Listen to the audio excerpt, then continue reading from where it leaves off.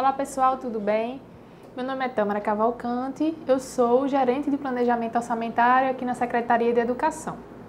Hoje nós vamos conversar sobre as fontes de financiamento da educação básica. Nas aulas anteriores, você estudou sobre a LOA, né? A questão da fixação da despesa, estimativa de receita para um exercício financeiro. E nesse módulo, nesse tópico, a gente vai ver o regime de colaboração entre os entes federados.